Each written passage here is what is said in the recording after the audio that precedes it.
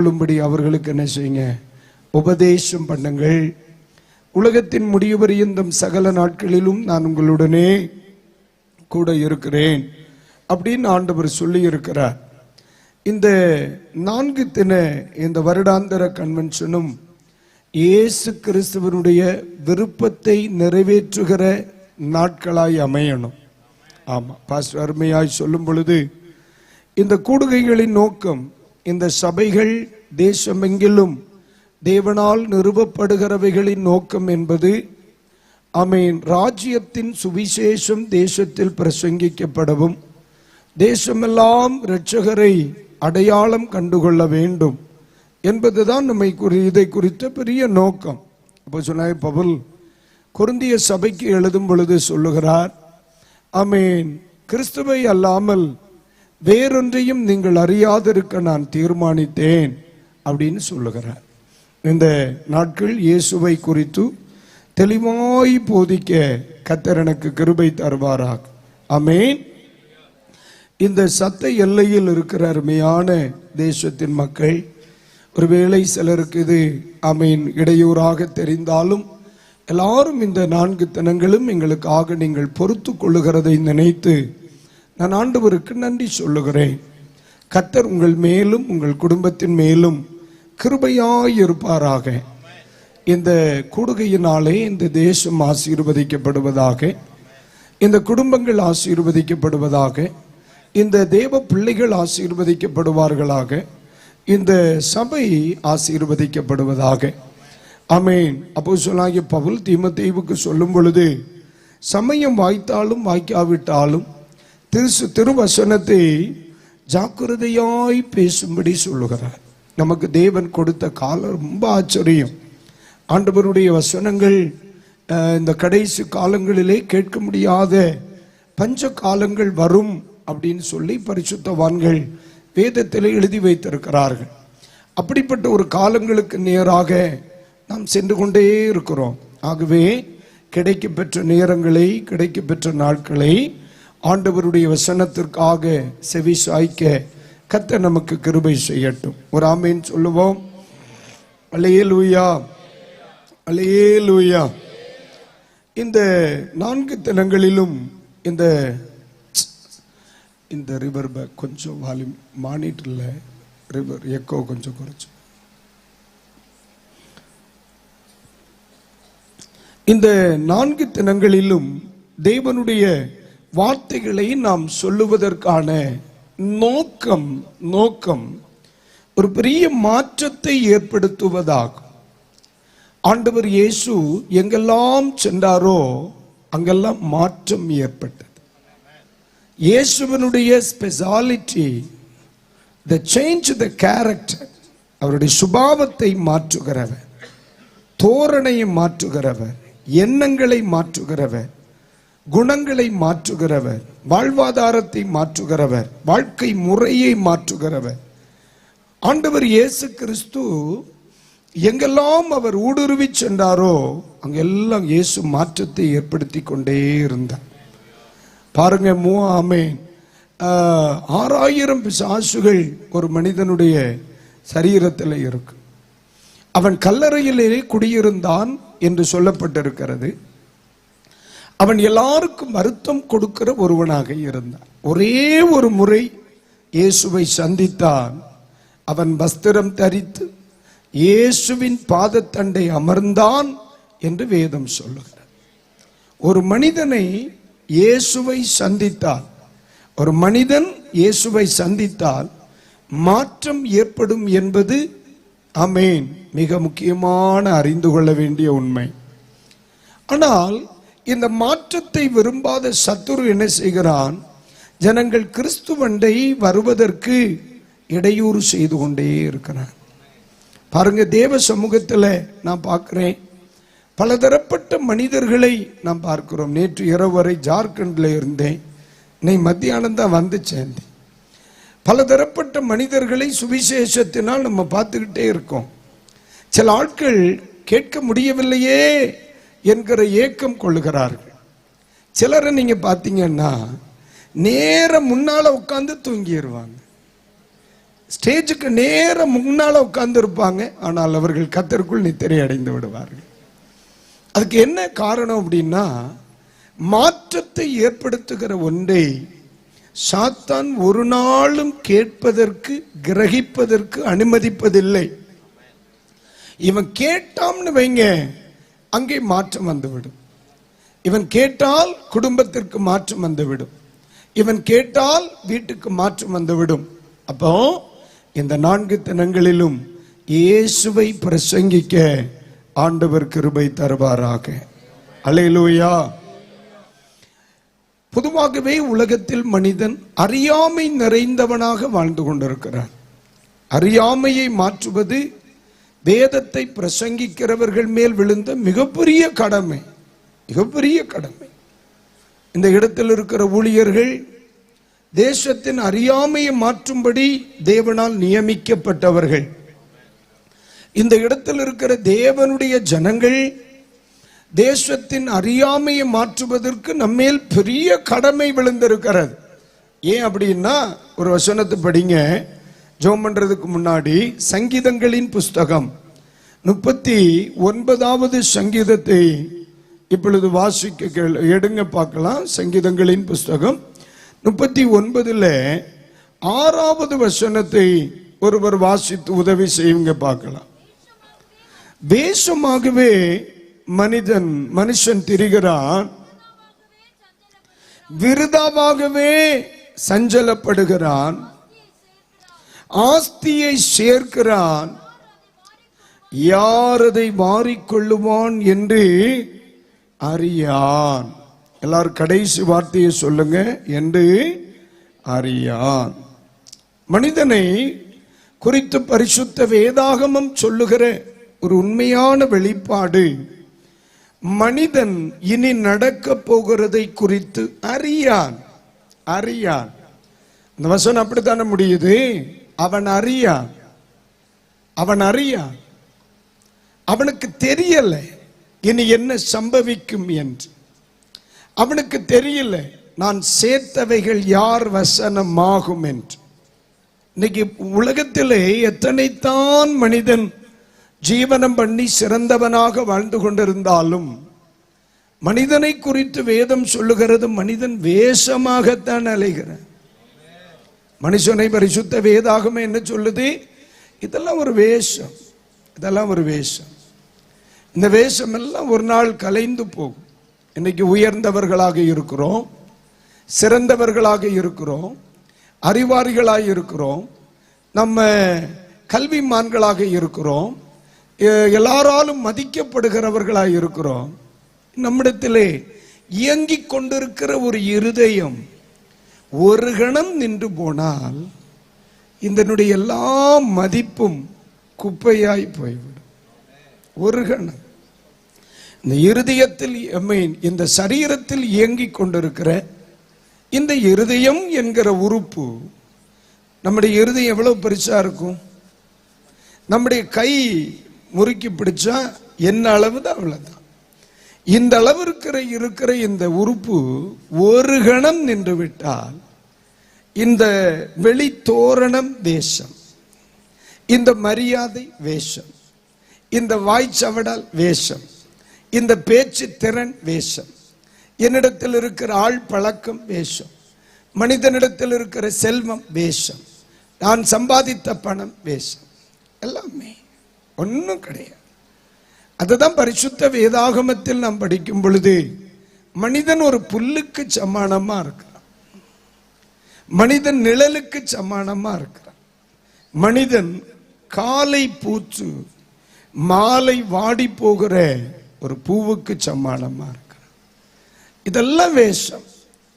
ஒருவேளை சில மனிதர்கள் நான் யாருன்னு உனக்கு தெரியுமா என்று கேட்டால் சிரித்த முகத்துடன் சொல்லணும், நீ வேஷமாய் தெரிகிறவன். இதெல்லாம் வெளி வேஷம், இதெல்லாம் சிம்பிள். ஒரு சோப்புடப்பி, ஒரு காத்து வெளியே வந்தது உள்ள போக மாட்டேன்னு சொல்லிச்சு, பாஸ்டர்னு அறியப்பட்டவர் பாடின்னு ஆயிடுவார். இப்ப நான் இங்க பிரசங்கத்துக்கு வந்திருக்கேன். வந்த இடத்துல இயேசு என்னை அழைத்து கொண்டார், எடுத்துக்கொண்டார்னு வைங்க. உங்களை சொன்னா நீங்க முறைச்சு பார்ப்பீங்க. அப்போ இனி எங்க சபை மக்கள் எப்ப பாஸ்டர் வருவார்னா சொல்லுவாங்க, பாடி எப்ப வரும்னு தான் சொல்லுவாங்க. இன்னைக்கு எனக்கு பாஸ்டர்னு சில சொல்றாங்க, சில பிரதர்னு சொல்றாங்க, சில ரெவரண்ட்னு எல்லாம் சொல்றாங்க. ஆனா இந்த காத்து மட்டும் வெளியே வந்துட்டு உள்ள போகலைன்னா ஒரு செகண்ட்ல ரெவரண்ட் பாடி ஆயிடுவார். அப்ப இன்றைக்கு காண்கிற இவைகள் எல்லாம் ஒரு வேஷம், இவைகளெல்லாம் ஒரு வேஷம். அதனால தான் பைபிள் சொல்லுது, நீங்கள் இன்று மனிதன் என்ற பிரம்மையில், மனிதன் என்கிற ஒரு ஒரு ஒரு ஒரு உருவத்தில் எவைகளை காண்பீர்களோ அது யாரா இருந்தாலும் இது வேஷம், இது உண்மை அல்ல. உண்மை மறுரூபத்திற்கு பிறகுதான் தெரியும். இங்க இருக்கிற இவர்கள் எல்லாம் இது உண்மை அல்ல, இது வேஷம். ஆமென், அல்லேலூயா. இந்த வெண்வஸ்திரம் இதெல்லாம் வேஷம். நாளைக்கு இது கலர் போட்டா கலரா தெரிவா. ஆமென். கர்த்தர் நல்லவர், கர்த்தர் நல்லவர். அப்ப மனிதன் எப்படி தெரிகிறான்? வேஷமாகவே தெரிகிறான். அடுத்து என்ன சொல்லப்பட்டிருக்கிறது? அவன் விருதாவாக என்ன செய்கிறான்? அவன் சஞ்சலப்படுகிறான். ஒன்று வேஷமான வாழ்க்கை, இரண்டாவது சஞ்சலம் நிறைந்த வாழ்க்கை. இரண்டாவது எப்படிப்பட்டது? ஆமா, நம்ம ரட்சிக்கப்பட்ட பிறகாகிலும் கொஞ்சம் சஞ்சலம் குறையும்னு பார்த்தா அதுக்கு பிறகுதான் ஜெப குறிப்பே கூடுது. இயேசுவை ஏற்றுக்கொண்டு தேவ கிருபையில்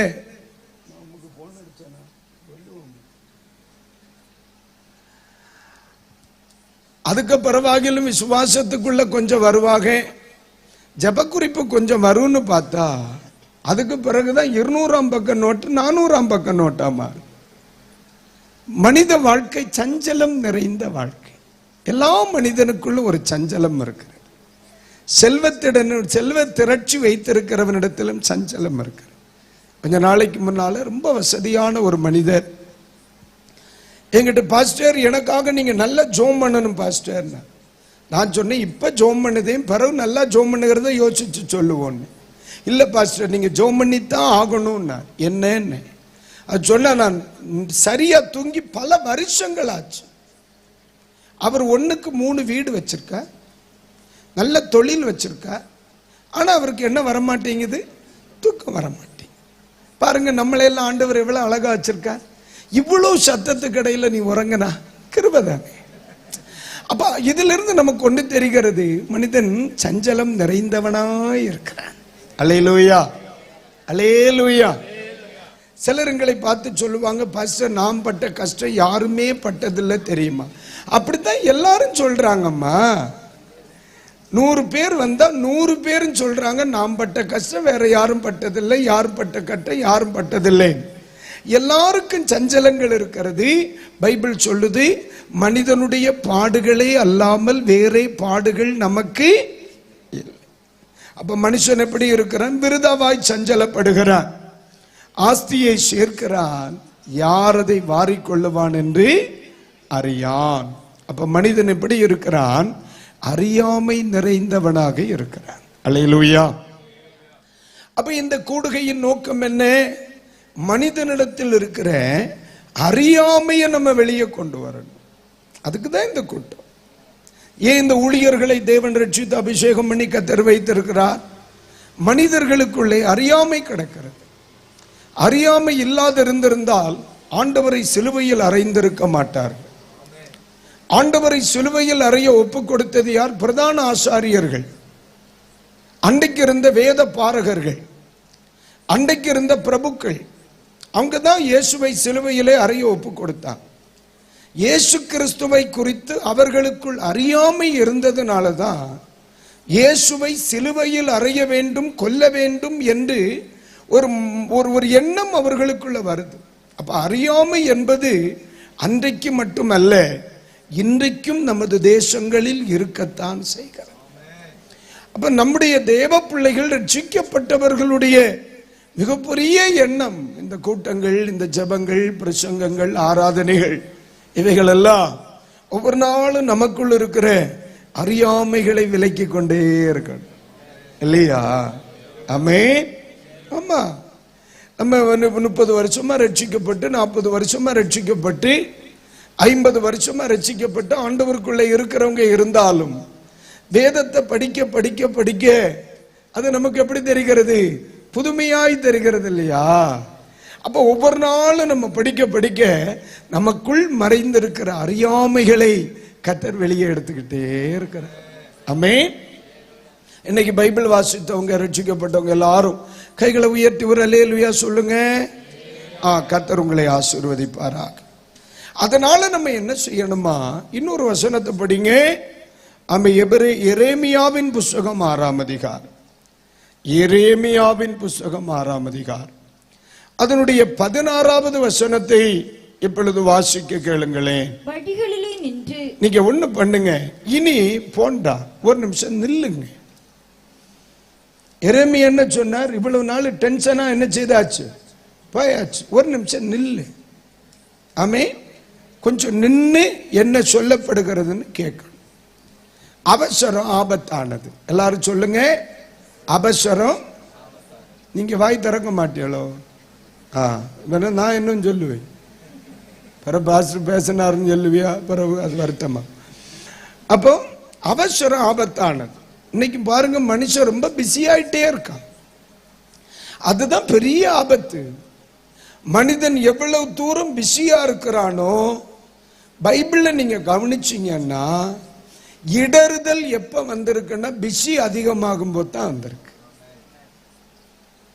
ரொம்ப பிஸி ஆகும் பொழுது நமக்கு யோசிக்க நேரம் கிடைக்காது, ஜெபிக்க நேரம் கிடைக்காது, வேதம் வாசிக்க நேரம் கிடைக்காது, ஆண்டவரை தேட நேரம் கிடைக்காது. எங்க ஊர்ல ஒரு பழமொழி சொல்லுவாங்க, தப்பா இருந்தா அதை அப்படியே மைண்ட்ல இருந்து டிலீட் பண்ணிருங்க. நாக்கி குத்தி இருக்க நேரமும் இல்லை, 10 பைசாய்க்கு வேலையும் இல்லை.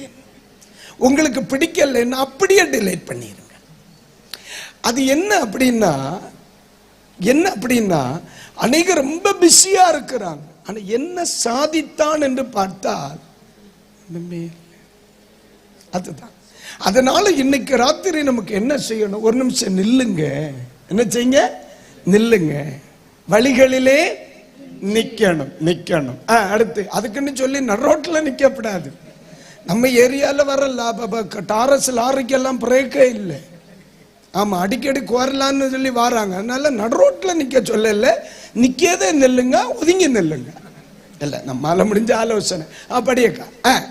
பூர்வ பாதைகள் எவை என்று கேட்டு விசாரித்து, பூர்வ பாதைகள் எவை என்று கேட்டு விசாரித்து, நல்ல வழி எங்கே என்று பார்த்து, எல்லா வழியையும் அல்ல, அதுல நல்ல வழி எது என்று பார்த்து அதிலே நடவுங்கள். இனி நடக்கிற பாதை ஆகிலும் அந்த நல்ல வழியில நடைங்க. அப்பொழுது உங்கள் ஆத்துமாவிற்கு இளைப்பாறுதல் கிடைக்கும் என்று கர்த்தர் சொல்லுகிறார். ஒரு அல்லேலூயா சத்தமா, அல்லேலூயா. மக்கள் அந்த கேபிள் மைக்கு போடட்டா? கொஞ்சம் சப்போர்ட்.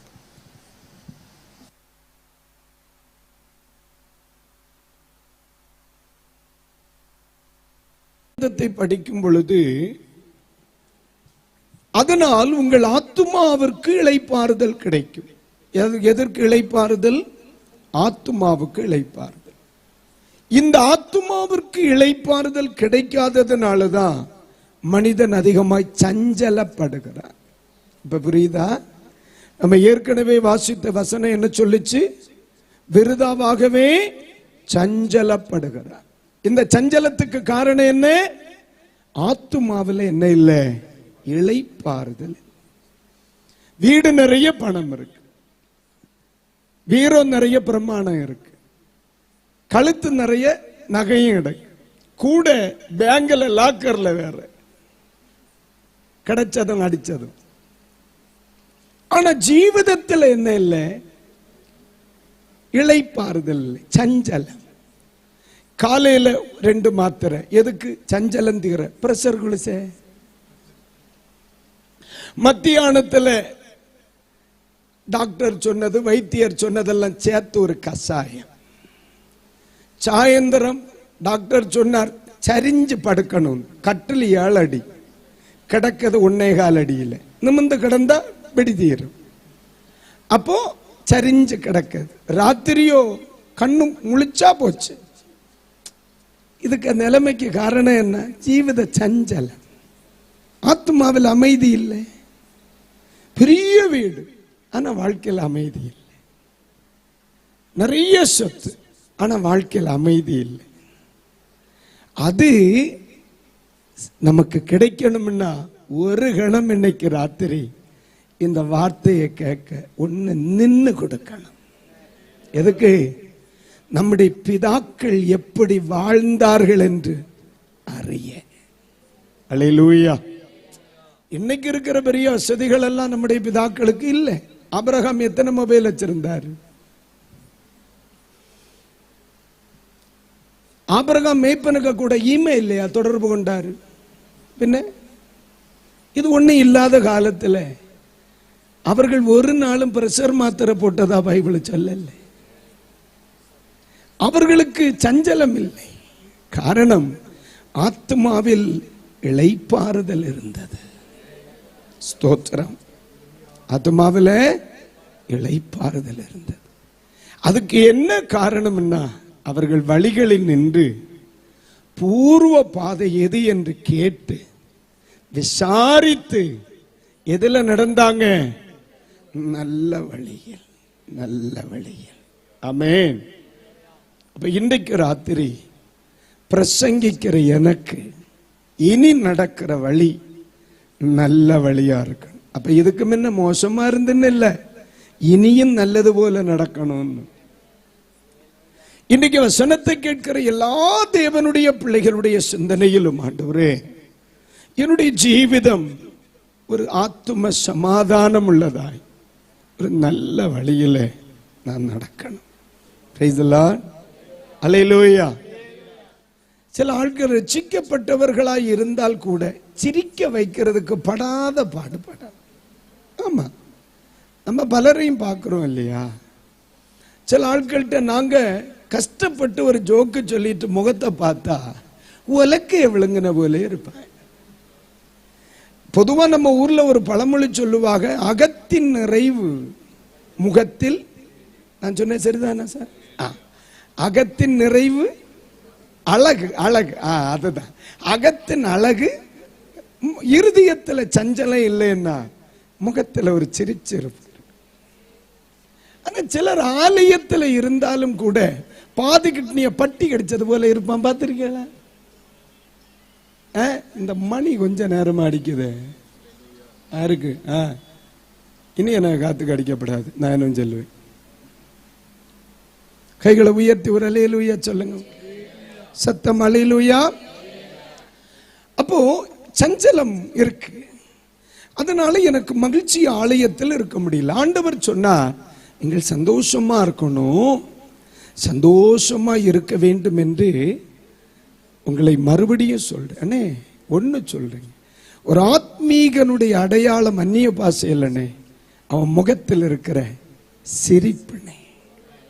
தெரியுமா உனக்கு? சில ஆட்கள் வீட்டில் சிரிச்சா பாவம்னு சொல்லுவேன். அது பாவம், அது நரம்பில் அடிபட்ட கொஞ்சம் குரூப்புகள் உண்டு. அதை நம்ம கணக்கில் எடுக்கப்படாது. சிரிச்சு பேசுனா பாவம்னு சொல்லுவான். சிரிச்சு பிரசங்கம் பண்ணா அதை விட பாவம். சிரிச்சு வீட்டில் சிரிச்சா பக்கத்தில் இருந்து சோத்துற சோத்துற சோத்துறன்னு சொல்லுவான். நரம்பு ரோகிய. ஆண்டவர் சொன்னார், இந்த உலகத்தில் எத்தனையோ ஜீவராசிகளை தெய்வம் படைச்சார். இந்த சிரிக்கிற சாப்ட்வேர் உனக்கு எனக்கு தாமடா இருக்கு. பட்டி சிரிச்சதை நீ கண்டுட்டுண்டா? நான் யாரெல்லாம் சிரிக்கலையோ அதெல்லாம் அதுக்கு கணக்கில் தான் வைப்பேன். உங்களே இல்லை, நான் சிரிக்காதவியலாக்கின்றேன். நான் பிரசங்கம் பண்ணனா எல்லாருக்கும் புரியணும். நம்ம ஊர்ல சொன்ன மனசிலாகணும். கைகளை உயர்த்தி வரலையிலூயா. ஒரு மனுஷன் ஆத்துமாவில் சஞ்சலம் இல்லை என்பதை அவனுடைய சிரித்த முகம் சொல்லிக் கொடுக்கணும். அது ஆத்மீகம். ஆண்டவர் என்ன சொல்லுகிறார்? அப்பொழுது உன் ஆத்துமாவிற்கு இளைப்பாறுதல் கிடைக்கும். எப்பொழுது? நீ ஒன்று நில்லு, பூர்வ பாதைகளை ஒன்று கேட்டு விசாரி. அதுல நல்ல வழியும் இருக்கு, கெட்ட வழியும் இருக்கு. கெட்டது யாரு செய்தாலும் நமக்கு வேண்டாம், யாரு செய்தாலும் நமக்கு வேண்டாம். அதுல என்ன வழி வேணும்? நல்ல வழியை ஒன்று சூஸ் பண்ணு. அதுல டிராவல் பண்ணா நம்ம வாழ்க்கை ரொம்ப நல்லா இருக்கும் கைகளை உயர்த்தி ஒரு அல்லேலூயா சொல்லுங்க.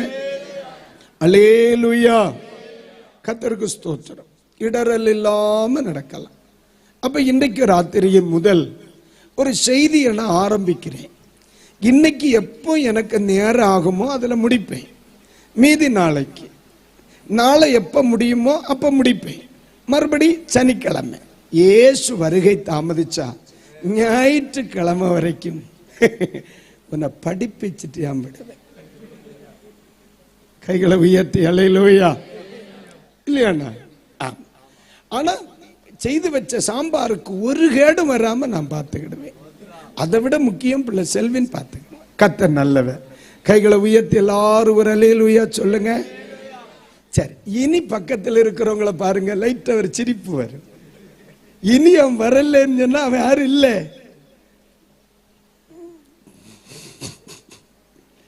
கண்களை மூடி ஜெபம் பண்ணுவோம். கண்களை மூடி ஒரே ஒரு கணம். ஆளிலோ உமக்காகத்தானே ஐயா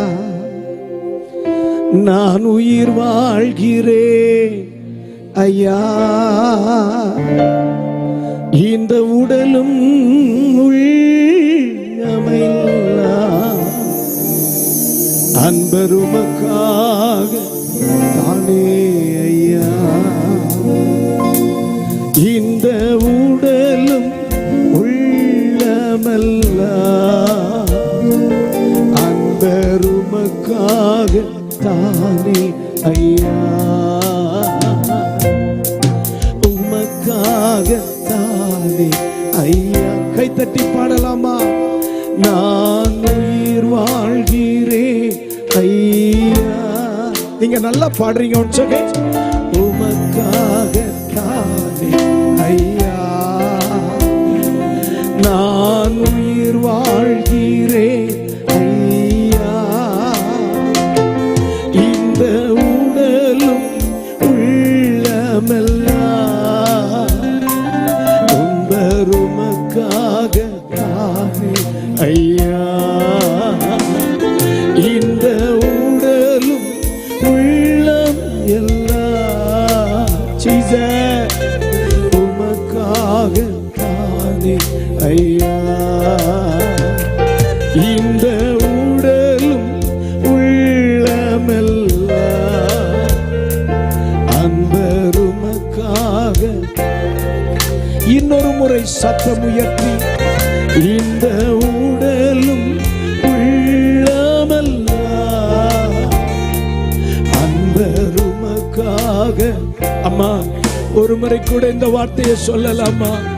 இந்த உடலும் உள்ளம் எல்லாம் அன்பர் உமக்காக. அண்ணே ஒரே ஒரு கண சத்தம் உயர்த்தி, இந்த உடலும் உள்ளம் எல்லாம் உமக்காக தானே ஐயா. கிருபை நிறைந்த ஆண்டவரே, இந்த தேசத்துல பல வருடங்களுக்கு முன்னாடி அருமையான ஐயா மேசியா அவர்கள் இருந்த பொழுது இந்த தேசத்தில் ஒரு முறை கர்த்தருடைய சுவிசேஷத்தை பிரசங்கிக்க என்னை இங்க கூட்டிட்டு வந்தீங்க. அநேக வருடங்களுக்கு பிறகு பிள்ளை செல்வியின் மூலமா அவருடைய ஆவியிலே அகத்தூண்டுதலை கொடுத்து இந்த 55வது வருடாந்திர கன்வென்ஷனை நடத்தவும், உம்முடைய வார்த்தைகளை சொல்லுவதற்கு அடியானை அழைப்பதற்கு நீ திட்டம் கொண்டே அவருக்கு சொல்லி கொடுத்தே. இன்னைக்கு நாங்க எல்லாரும் உடைய வசனத்தை கேட்க வந்திருக்கிறோம். மனிதனே, வேகமாய் ஓடிக்கொண்டிருக்கிறவர்களே நில்லுங்கள். ஒரு கணம் நின்று நான் சொல்லுகிற வார்த்தைகளை கேள். அப்பொழுது உன் ஆத்துமாவில் இளைப்பாறுதல் கிடைக்கும். நீ சஞ்சலம் இல்லாமல் வாழலாம் என்று சொல்லி எங்கள் பிதாக்களை கொண்டு அழகாய் சொல்லி வைத்திருக்கிறேன். இன்றைக்கு ராத்திரி இந்த வசனத்தை கேட்கிற எல்லாரும் எங்கள் வாழ்க்கையிலே ஒரு கணம் நின்று நீர் சொல்லுகிறதை கேட்டு, வழி இதுவே என்று சொல்லுகிற அந்த சத்தத்தை கேட்டு இனி நடக்கும் பாதைகளை சரியாக இடரலற்ற தீமை இல்லாத அந்த நீர் நியமித்த பாதையில் பொறுமையோடு ஓடுவதற்கு இந்த 4 தினங்களையும் கர்த்தர் இந்த தேசத்திற்கும் எங்களுக்கும் ஆசீர்வாதமாய் தருவீராக. இதற்காக உழைத்தார்கள், ஜெபித்தார்கள், கண்விழித்தார்கள், பிரயாசப்பட்டார்கள். எல்லா பிள்ளைகளுடைய இருதயத்திலையும் என்ன ஏக்கம் இருந்ததோ அந்த ஏக்கம் அப்படியே நிறைவேறட்டும். இது செல்வத்தின் திரட்சி அல்ல, எங்கள் திறமையின் வெளிப்பாடும் அல்ல, இது என் தேவன் எங்கள் மேல் வைத்த தேவ நோக்கத்தின் ஆமென் கீழ்ப்படிதல் என்று நான் அறிகிறேன், அறிக்கையிடுகிறேன். சரியாய் பேசும், எனக்கு கிருபை தார்.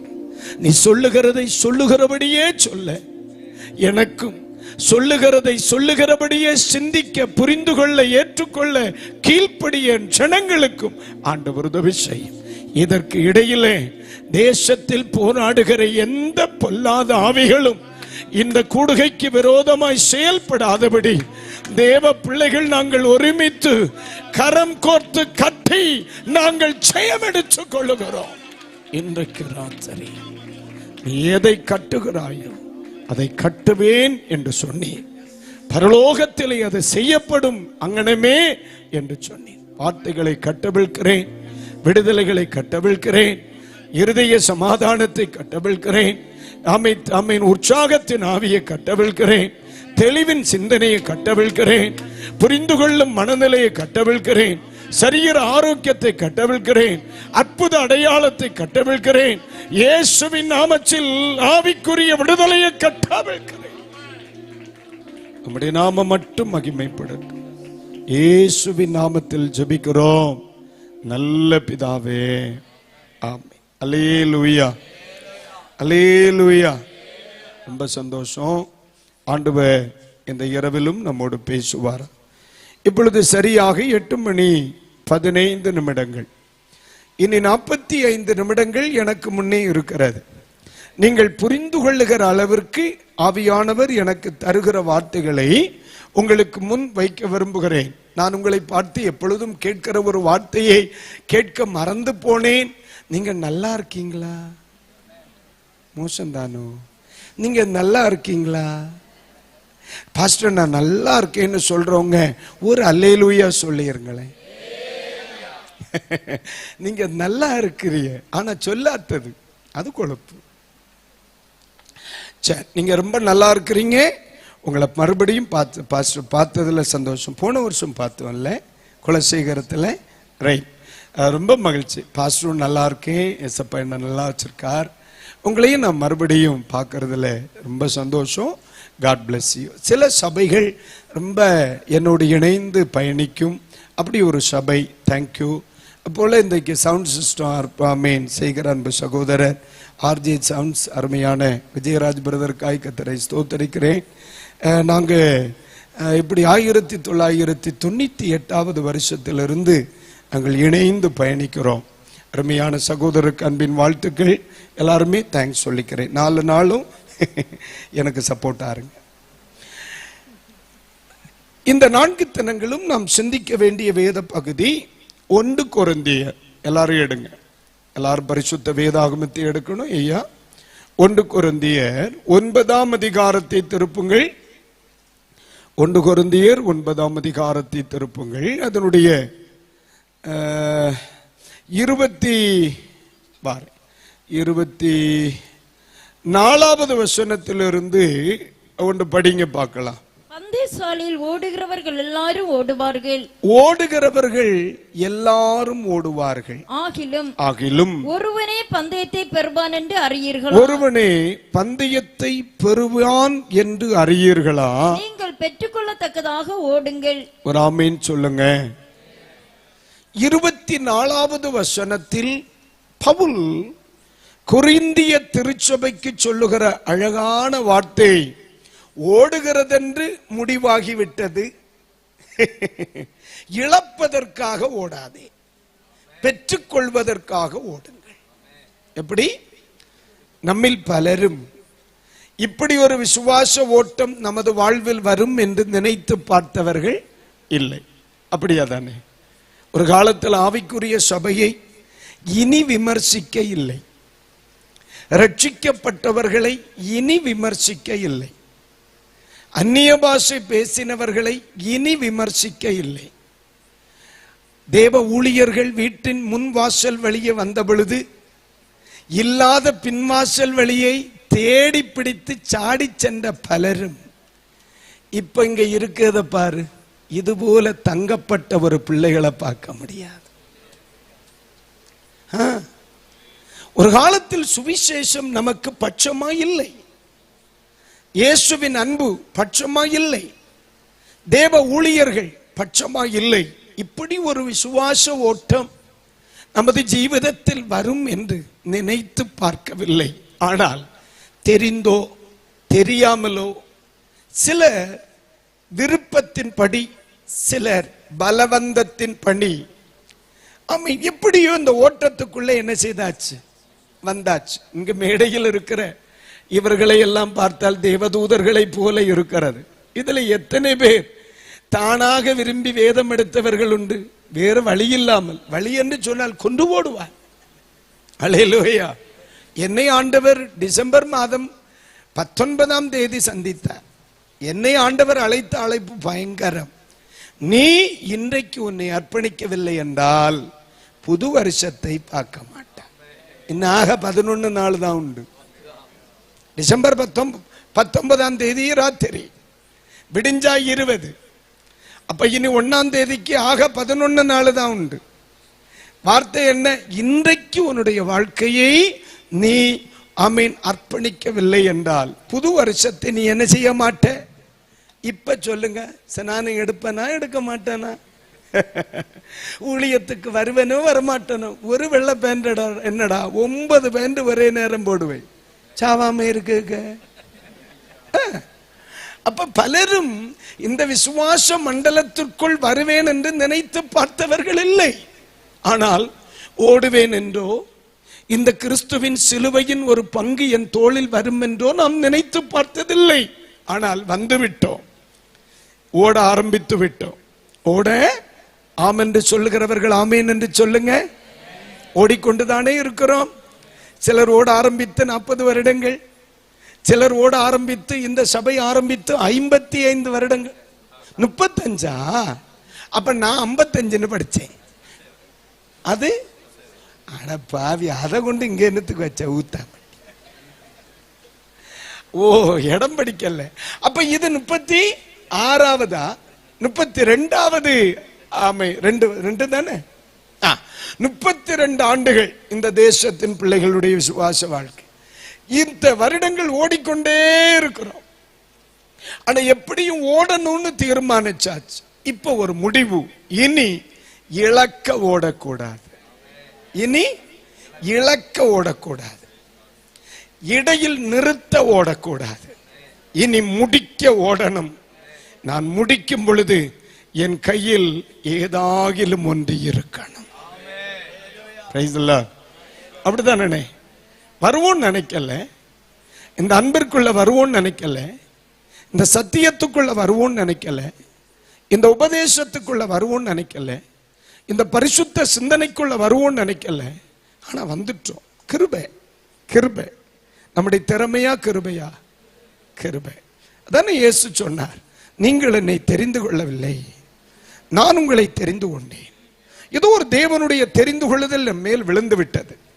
இப்ப நான் என்னுடைய தீர்மானம், இனி இந்த ஊட்டம் என்ன செய்து விடக்கூடாது, வழியில் நின்று விடக்கூடாது, வழி விலகி விடக்கூடாது. இந்த ஓட்டத்தை நான் முடிக்க ஓடணும், இந்த ஓட்டத்தை முடிக்க ஓடணும். விரும்புறீங்களா? இனி எக்காரணங்களை கொண்டு இங்க இருக்கிற பல பரிசுத்தவான்கள் நம்முடைய பிதாக்களோடு சேர்ந்து பாடுபட்ட தெய்வ பிள்ளைகள் இருக்கிறாங்க. அப்படித்தானே? எத்தனை காலங்கள் இனி ஒரு நாள் விசுவாச ஜீவிதத்தில் நிற்க முடியுமோ என்று சொல்லுகிற யுத்த களங்கள் எத்தனை இல்லையாம்மா விசுவாச ஜீவிதத்தில், இல்லையா?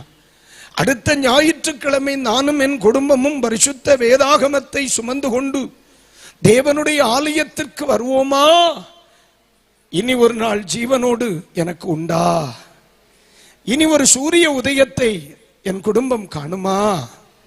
இனி இந்த தேசத்தில் அல்லேலூயா சத்தம் கேட்குமா? ஒரு பரிசுத்த ஆராதனை நடக்குமா? இனி ஒரு கன்வென்ஷன் உண்டோ? இனி இந்த தேசத்திற்காக திறப்பில் நிற்கிற ஒரு தலைமுறை எழும்புமா? இந்த கேள்விகள் எல்லாம் கேட்ட ஒரு காலம் இருந்துச்சு. அல்லேலூயா. ஒரே வார்த்தை சொல்லலாம், நிற்பதும் நிர்மூலமாகாதிருக்கிறதும் கிருபையே. இது ஆம் என்று சொல்கிறவர்கள் ஒரு ஆமேன் என்று சொல்லுங்களேன். சொல்ல சரிதானே? ஆனா வந்துட்டோம். ஆனா இனி இந்த வழியில் என்ன செய்யக்கூடாது? நிறுத்திவிடக்கூடாது, வழியிலே இடறிவிடக்கூடாது. ஓடி முடித்த போது இவனுக்கு ஒன்றும் கிடைக்கவில்லை என்ற சொல்லும் என் மேல் வந்துவிடக்கூடாது. அதனாலதான் சொல்லுகிறார், தெய்வ மக்களே, இன்றைக்கு ராத்திரியில் ஒன்று கூட நம்முடைய சிந்தனையில், ஆமென், நான் என் ஓட்டத்தை முடிக்கும்போ என் கையில் ஏதாகிலும் ஒன்றை வாங்க ஓடணும். அல்லேலூயா, அல்லேலூயா. இந்த வார்த்தை உங்களுக்கு சரியா படுதான்னு எனக்கு தெரியலனே. ஆனா இந்த வார்த்தை உங்களுக்கு சரியாக படுகிறது என்றால் ஒரே ஒரு கணம் உங்க வலது கரத்தை உயர்த்தி இயேசுவேன்னு கூப்பிடுங்க பார்க்கலாம். இயேசுவே. அல்லேலூயா. ஆமென். நமக்கு முன் ஓடின பலரும் இடறினார்கள். நமக்கு முன் ஓடின பலரும் மரித்தும் போனார்கள். இன்றைக்கு இந்த ஓட்டக்களத்தில் நாம் நின்று கொண்டிருக்கிறோம். ஆமென்.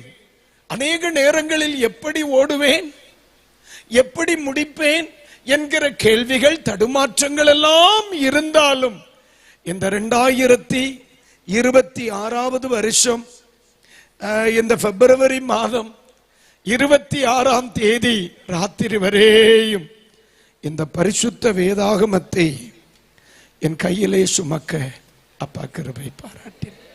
இந்த உலகத்தில் நம்ம சம்பாதித்ததோ, இந்த உலகத்தில் நமக்கு கிடைத்த எல்லாவற்றை விட ஒரு பெரிய பாக்கியம் என்ன தெரியுமா? இன்றைக்கு ராத்திரியில் என் கையில், என் பிள்ளைகளின் கையில், என் குடும்பத்தின் கையில் பரிசுத்த வேதாகமம் இருப்பதே. சரிதான் அண்ணே? அல்லேலூயா.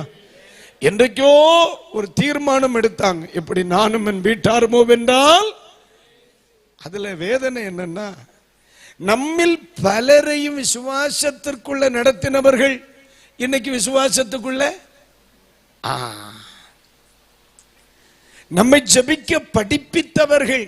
எனக்கு பைபிள் காலேஜில் என் கூட அவர் தனியாக ஜெபிக்கும் பொழுது என்னை ஜெபிக்க அழைத்து செல்வார். தம்பி, நீ இப்படி எல்லாம் ஜெபம் பண்ணணும்னு சொல்லி தந்தார். அவருடைய சபையில என்னை எழுப்பி நிறுத்தி பாட வைத்தார். என்னை பிரசங்கம் பண்ண 20 நிமிடம் தந்து என்னிடத்தில் இருக்கிற திறமையை என்னை புரிய வைத்தவர் அவர். ஆனா நான் நிக்கிறேன் ஊழியத்தில், அவன் இன்னைக்கு ஊழியத்திலேயே இல்லை. நம்மை கைபிடித்து விசுவாச மண்டலத்திற்குள் கொண்டு விட்ட பலரும் இந்த விசுவாசத்திற்குள் இல்லை. ஆனால் கிருபையாய் நம்மை இந்த நல்ல ஓட்டத்திலே கர்த்தர் வைத்திருக்கிறார். அல்லேலூயா. ஆமென். அக்கினி ஊடாய் நடந்தாலும், ஆழியின் தண்ணீரை கடந்தாலும், சோதனையோ மிக பெருகினாலும், ஜெயம் நமக்கின்னதா தோத்தரிப்போமே. அற்புதமே அவன் நடத்துதலே, ஆனந்தமே பரமானந்தமே, நன்றியால் உள்ளமே மிக பொங்கிடுதே. அல்லேலூயா.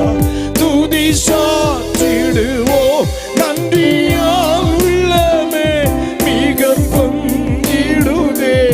நாம் அல்லேலூயா சாற்றிடுவோம். அல்லேலூயா. ஆமென்.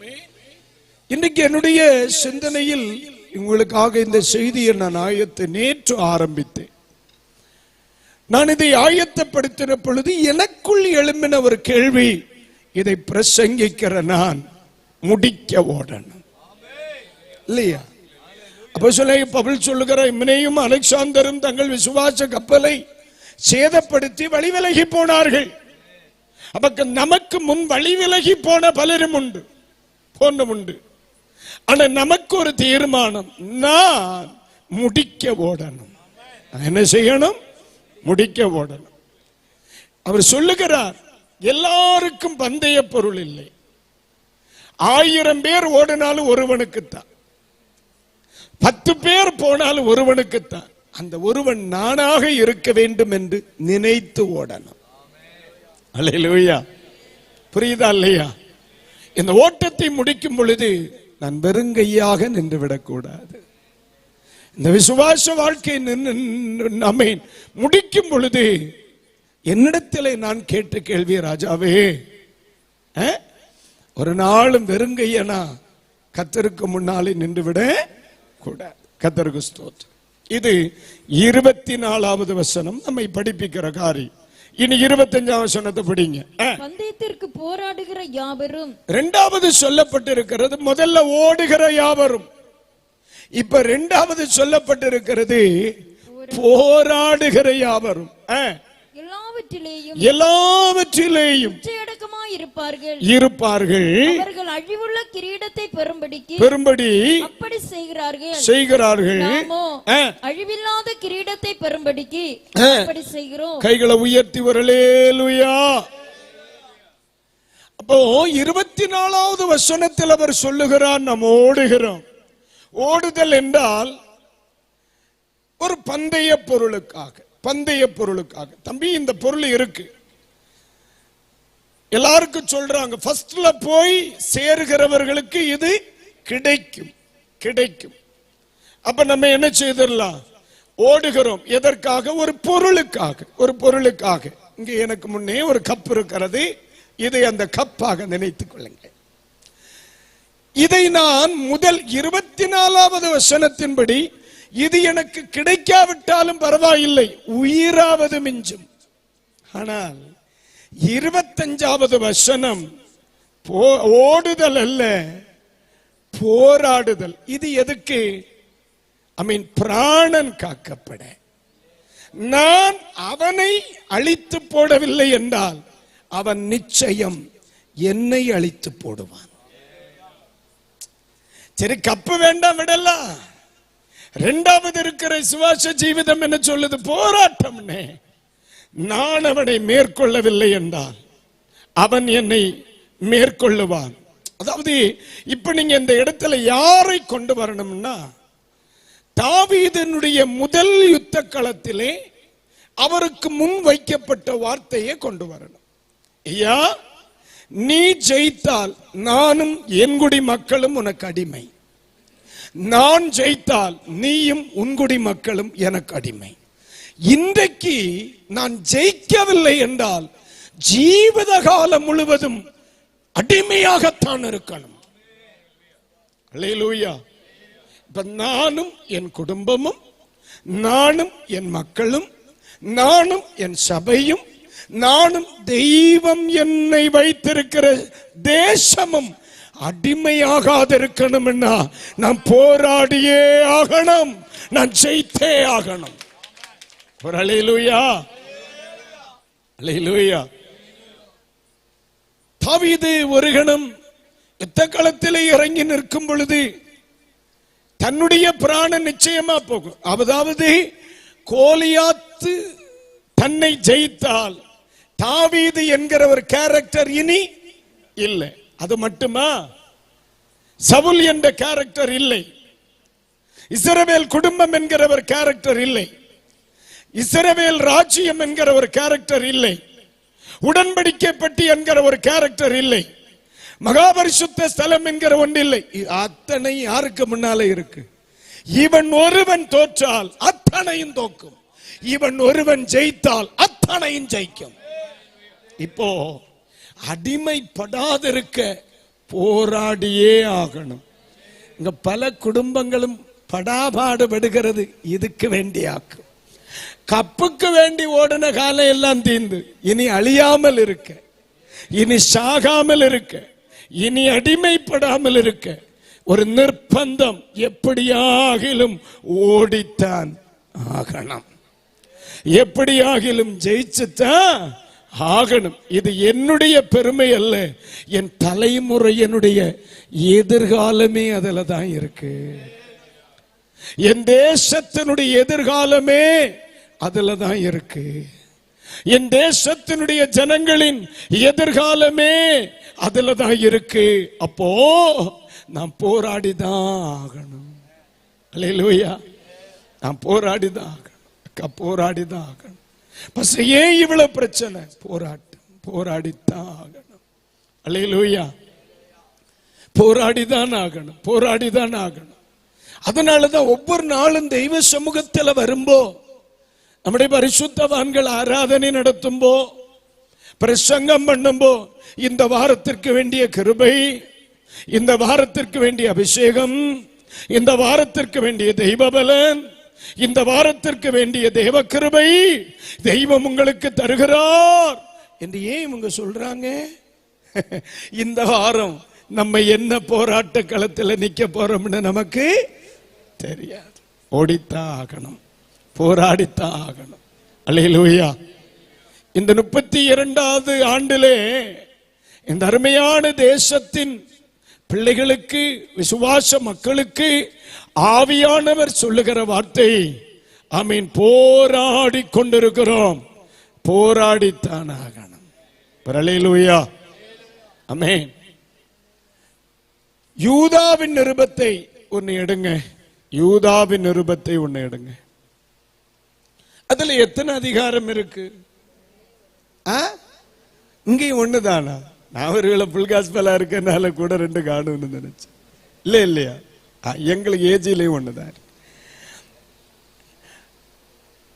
அப்ப அதுல 3வது வசனத்தை ஒண்ணு படிங்க.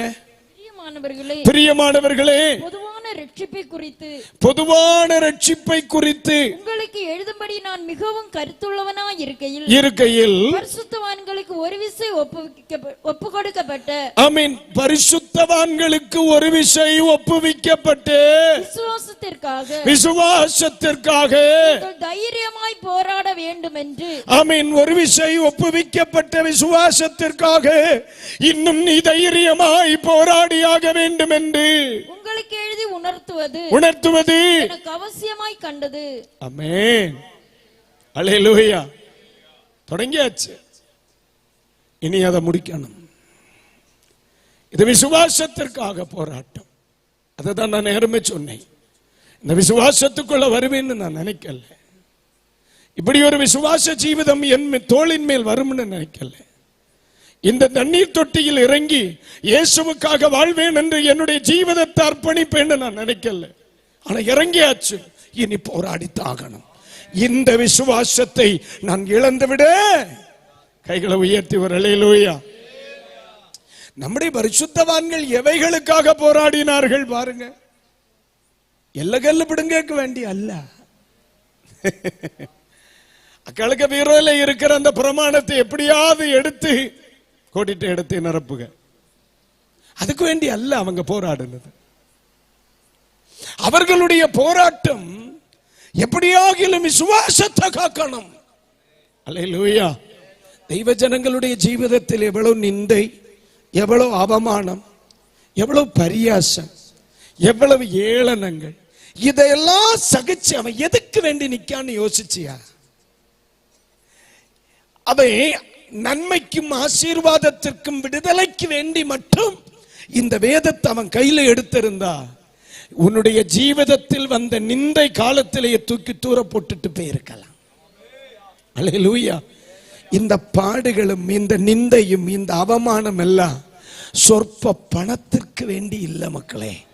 தேவனால் ஒரு விசை ஒப்புவிக்கப்பட்ட விசுவாசம் என்கிற பொக்கிஷத்தை பாதுகாக்க அதனாலே ஆக்கும். இவ்வளவு வசை சொல் கேட்ட பிறகும் அவ சகிக்கேது. இவ்வளவு ஏளனம் சொல்லும் பொழுதும் அவன் சகிக்க காரணம், எப்படியாகிலும் இந்த விசுவாசத்தை என்ன செய்யணும்? அதான் அப்போஸ்தலன் பவுல் சொல்லுகிறார், நல்ல போராட்டத்தை ஓட்டத்தை முடித்தேன், விசுவாசத்தை காத்துக்கொண்டேன். அல்லேலூயா. அப்ப கவனிக்கணும், அப்போஸ்தலர் 19ஆம் அதிகாரத்தில் படிக்கும் நீங்க எடுக்க வேண்டாம். கொஞ்சம் குறைய ஆசியாவிலே அத்தனை ஜனங்களும் இயேசுவை கிறிஸ்து என்று அறிந்தார்கள். யார் மூலமா? பவுல் மூலமா. ஆனா அவருக்கு அந்த அது ஒரு மேட்டராவே இல்லை. 14 நிருபங்களை எழுதி தேவ ஜனத்தின் கையில பொக்கிஷமா கொடுத்தார். அதெல்லாம் அவருக்கு ஒரு மேட்டரே இல்லை. நிருபங்கள் எழுதினதோ, தேசத்தை ஆமீன் சுவிசேஷ மயமாக்கினதோ, அநேக தீமோத்தேயுவை போல, தீத்துவை போல, ஆமீன் ஆமீன் இவர்களை போல பரிசுத்த பிள்ளைகளை ஆத்மீகத்தில் உருவாக்கினதோ அவருக்கு ஒரு பெருசே இல்லை. அவர் தன்னுடைய ஜீவித ஓட்டக்களத்தின் முடிவில் சொல்லுகிறார், நான் சாதிச்சேன்னு சொன்னா தெய்வன் என் கையில் கொடுத்த விசுவாசத்தை இன்னைக்கு வரைக்கும் காத்தமடான். அல்லேலூயா. ஆமென். 5 சபை கட்டினதோ, 500 பேருக்கு ஸ்நானம் கொடுத்ததோ, மிஷனரிகளை தாங்கினதோ, ஆலயத்துக்கு கூரை போட்டதோ, பாஸ்டருக்கு பைக்கு எடுத்து கொடுத்ததோ அல்ல நான் சாதிச்சது. இல்லையா பாஸ்டர் ஐயா? அதல்ல நான் சாதிச்சது. என்ன தெரியுமா? 15 வருஷத்துக்கு முன்ன என் கையில தெய்வம் ஒரு விசுவாசத்தை தந்தார். எத்தனை பேருக்கு நான் சொல்லுது புரியுது? அல்லேலூயா. இவ்வளவு பாடுகள், இவ்வளவு நெருக்கம், இவ்வளவு அவமானம், இவ்வளவு நிந்தை, இல்லையா சகோதரி? எத்தனை சத்துருக்களின் நடுவிலும் இன்னைக்கு வரையிலும் இந்த விசுவாசத்தை காத்துக்கொள்ள தெய்வம் கிருபை கொடுத்தார். இந்த போராட்டம் எதுக்கு? இன்னும் கண் மூடுவதற்கு எத்தனை நாட்கள் இருக்கிறது என்று தெரியாது. அதுவரையும் இந்த விசுவாசத்தை என்ன செய்யணும்? எந்த சூழ்நிலையிலும் காக்கணும். கிறிஸ்தவம் என்பது வேற சகோதரர், கிறிஸ்டியானிட்டிங்கிறது வேற. அல்லேலூயா. அதனுடைய அனுபவமே வேற. சிலர் நினைக்கிற மாதிரி இது ஒரு கூட்டம். இது ஒரு அனுபவம். இத சொல்ல தெரியாது, வாழ மட்டும் தான் முடியும். இவ்வளவு நிந்தைகள், மேன்மை, அவமானம் இதெல்லாம் வந்தாலும் ஏன் நிக்கிறான்?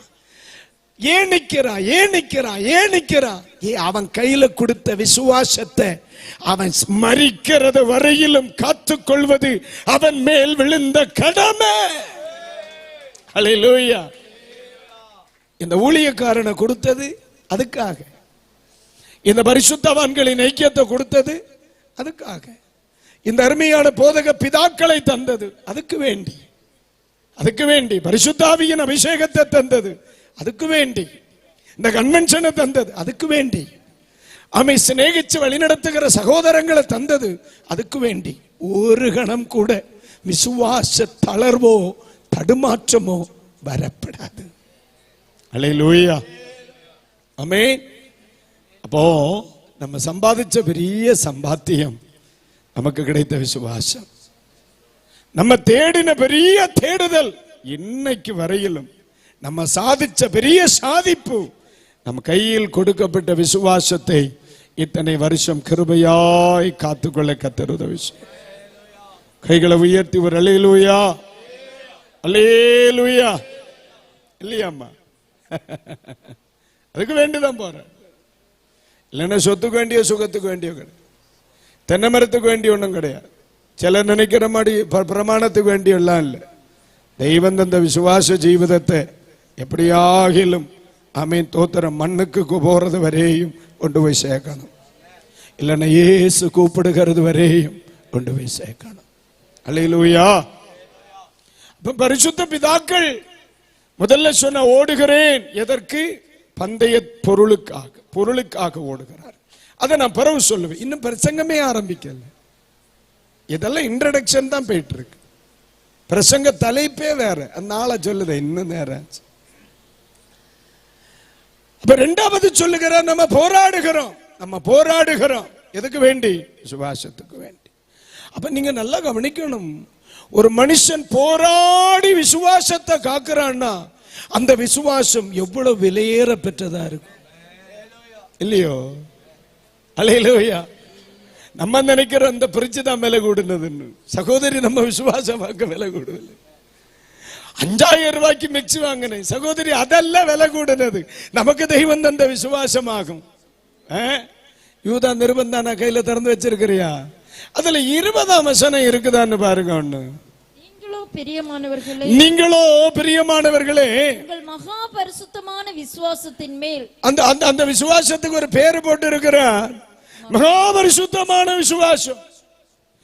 பரிசுத்தவான் இன்னொரு இடத்துல சொல்லுகிறார், விலையேறப்பட்ட விசுவாசம். இந்த உலகத்துல பெரிய சொத்துன்னா அது பெரிய விசுவாசம். போராடி காக்கிற அளவுக்கு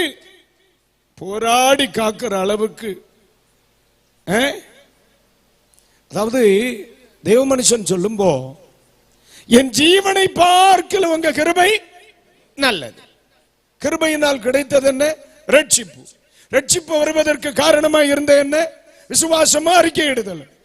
அப்ப என் ஜீவனை விட என் விசுவாசம் பெருசு. அதனாலதான் விசுவாசத்திற்கு வேண்டி உயிரை விட்டானே தவிர உயிருக்கு வேண்டி விசுவாசத்தை விடல நம்முடைய பிதாக்கள் இல்லையா? எவ்வளவு பேர் ரத்தன சாட்சியா மரித்தார்கள்? எத்தனை பேருடைய ரத்தம் சிந்தப்பட்டுச்சு? அல்லேலூயா, கர்த்தருக்கு ஸ்தோத்திரம். எத்தனை பேருடைய ரத்தம் தினந்து வருது, சிந்துகிறது. அவங்க இயேசு இல்லைன்னு சொன்னா விட்டுருக்கலாம், இயேசு பொய்ன்னு சொன்னா விட்டுருப்பாங்க, இயேசு தெய்வம் இல்லைன்னு சொன்னா விட்டுருப்பாங்க. ஆனா அவங்க சொல்லலையே, தன் ஜீவனை விட விசுவாசம் பெருசுன்னு அவனுக்கு தெரிஞ்சு போச்சு. பின்னையாக்கு இந்த நிந்தை, பின்னையாக்கு இந்த பரியாசம், பின்னையாக்கு இந்த அவமானம். அவனுக்கு உயிரே பெருசா தெரியல, பின்ன இந்த மானவ மரியாதை. அல்லேலூயா, கிருபை இல்லையா சகோதரி? இது புரிஞ்ச நான் ஒரு அல்லேலூயா சொல்லலாம். சரிதான், என் ஜீவனை பார்க்கலாம் கிருபை. இந்த உலகத்துல பெரிய சம்பாத்தியம் நான் விசுவாசத்துக்குள்ள வந்ததாக்க. அப்ப இவ்வளவு பாடுகள் அதை காக்கு, இவ்வளவு அவமானத்தை சகிக்கிறது அதை காக்கு, இவ்வளவு நேரம் வந்திருந்த தெய்வ சமூகத்தில் ஆராதிக்கிறது அதை காக்கு. அல்லேலூயா. சகோதரமாரே, இந்த பைபிள் எடுத்து நடக்கிற தெய்வ மக்கள் எல்லாம் சொத்து சுகத்துக்கு வேண்டி போராடுகிறதா கிடையாது. தெய்வம் தங்களுக்குள் சிருஷ்டித்த விசுவாசத்தை காக்க வேண்டி, அது ஒரு சிம்மினி விளக்கு போல, அது ஒரு சிம்மினி விளக்கு போல. லைவ்ல பாக்குறவங்களுக்கு அது என்னன்னு தானே, மண்ணெண்ணெய் விளக்கு. இதுக்கு மேல செல்ல தெரியாது, தெய்வம் காப்பாற்று. சிம்மினி விளக்கு போல, அதுல மேல ஒண்ணும் இல்லை, ஆனா விளக்கு மட்டும் எரியுது. அதை மறிக்கிறது வரை அணையாம காக்கணும். அது போலையா, அதுக்காக இந்த பாடுகள், இந்த ஜபம், இந்த ஆராதனை, காலையில் எழும்பி அல்லேலியான்னு சொல், அதுக்கு வேண்டியதான். அல்லாத இடத்துல புழு இல்லாத ரேசா அரிச்சு கிடைக்கிறதுக்கு வேண்டிய அல்ல. நம்ம அங்க போகும்போது யாது சாக்கில் அரி இருக்கோ அதை சாக்கு அவன் தருவான். இது புழுவோ ரவுண்டோ கட்டையோ சதுரமோ எங்கில ஒண்ணு கிடைக்கும், அதுக்கு வேண்டியதான். எல்லாமே இம்மைக்காக மாத்திரம் ஒண்ணும் அல்ல, அந்த விசுவாசத்தை காத்துக்கொள்வது. கைகளை உயர்த்தி ஒரு அல்லேலூயா. இன்னொரு வசனத்தை படிப்போமா? படிச்சுட்டு ஜெபம் பண்ணுவோம். ஏன் இவங்க போராடினாங்க? கொலோசியருக்கு எழுதிய நிருபம், கொலோசியருக்கு எழுதிய நிருபம் அதனுடைய 4ஆம் அதிகாரம் 12ஆம் வசனத்தை ஒண்ணு படிங்க பாப்போம். போவோம். பிரபு உங்களுக்கு வாழ்த்துதல் சொல்லுகிறான், அவன் உங்களை வாழ்த்து சொல்றான். உங்களை சேர்ந்தவனும், அவன் உங்களை சேர்ந்தவனும், கிறிஸ்துவின் ஊழியக்காரனுமாகிய இவன் நீங்கள் தேவனுக்கு சித்தமானவைகள் எல்லாம், இவன் நீங்கள் தேவனுக்கு சித்தமானவைகளில் எல்லாம் தேறினவர்களாயும் பூரண நிச்சயமுள்ளவர்களாயும் நிலை நிற்க வேண்டும் என்று ஜெபங்களில் உங்களுக்காக எப்பொழுதும் போராடுகிறான். எப்ப இது ஒரு தாய் சபை, இங்க இருந்து ஊழியக்காரங்க வந்திருக்காங்களா? வெண்டலியூட்ல இருந்து ஊழியக்காரங்க உண்டா? அவரா? இவர் தான் எப்பாப்பரான்னு நினைங்க. இவர் இந்த பர்டிகுலர் சர்ச்சில் இருந்து ரட்சிக்கப்பட்டு ஞானஸ்நானம் பெற்று அழைப்பை பெற்று ஊழியத்துக்கு வந்துட்டார். இப்ப அவர் யார் கூட இருக்கிறார்? பவுல் கூட இருக்கிறார். பவுல் இப்ப சாட்சி சொல்லுதார். ஏன் அவன் வெண்டேல் வீட்டுக்காரன் தான், என் கூட கொலை செய்யறதுல தான் இருக்கான். ஆனா எப்ப முழங்கால நின்னாலும் போராடுதான். எதுக்கு வேண்டி? ஆண்டவரே, எனக்கு தெய்வம் தந்த தாய் சபை தேவ சித்தத்தை விட்டு விலகப்படாதுன்னு. அல்லேலூயா. எதுக்கு போராட்டம்? என் பிள்ளைகள் தெய்வ சித்தத்தை விட்டு போகப்படாது, என் ஜனம் தெய்வ சித்தத்தை விட்டு போ. நீ வந்தாச்சு இல்லையா, நீ உன்னுடைய ஊழியத்தை இல்லையா பார்க்கணும். இல்லப்பா, சிலர் அப்படிதான். ஒரு சபையில் ஆசீர்வதிக்கப்பட்டு வெளியே போனா சபைக்கு ஓரமே நம்ம சச்சா. ஓ, வெண்டல உடனே அங்க நீங்களா பாஸ்டர்? ஓ, வெரி நைஸ். மானங்கட்டப்ப ரசிக்கப்பட்ட இடம் மறந்து போகும்.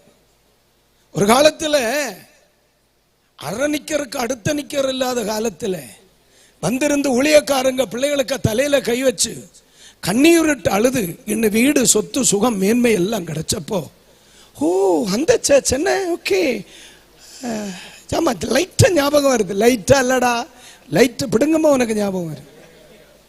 ஹல்லேலூயா.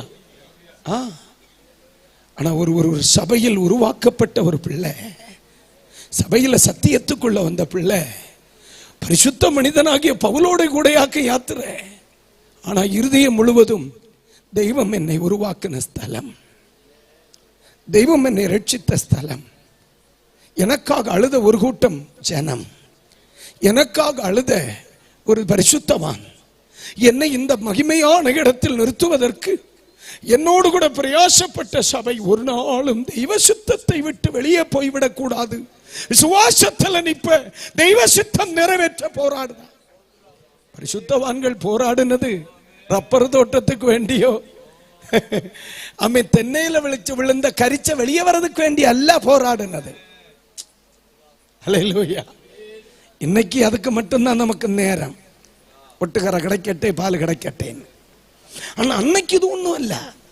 பரிசுத்த ஜீவிதம், சுவாச ஜீவிதம், தெய்வ சித்தம். அப்போ சொல்ல பவுல் சொல்லுகிறார், நான் போராடுதேன், நான் போராடுனேன், காத்துக்கிடேன். என்ன செய்தேன்? போராடுனேன்.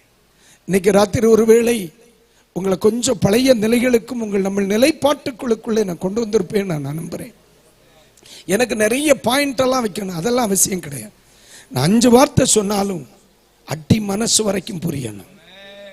சொல்றார், ஓடுனே கப்புக்கு வேண்டி, ஆனா போராடுகதோ இவன் அழியாத இருக்கும்படி, நான் அழியாத இருக்கும்படி, என் குடும்பம் அழியாத இருக்கும்படி.